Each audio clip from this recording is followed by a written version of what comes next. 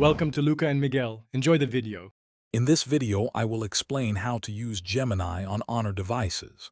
First, ensure your Honor phone software is up to date for optimal performance.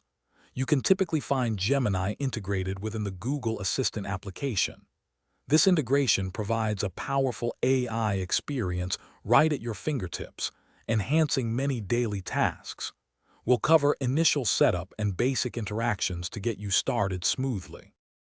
Setting up Gemini on your Honor device is straightforward. Simply open the Google Assistant app, and you'll likely see prompts to activate Gemini.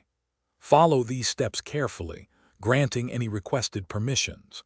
This ensures Gemini can fully integrate with your device, offering personalized assistance and smart features. It only takes a few moments to unlock its potential.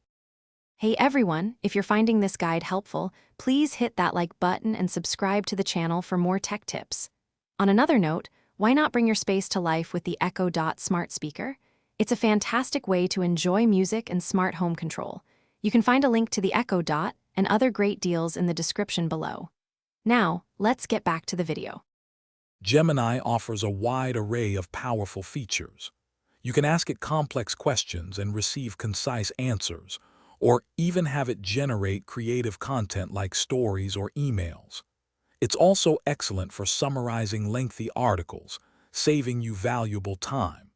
Explore its capabilities for language translation, coding assistance, and much more, making your Honor device even smarter.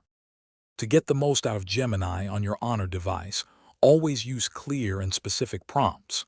The more precise your input, the better Gemini's output will be.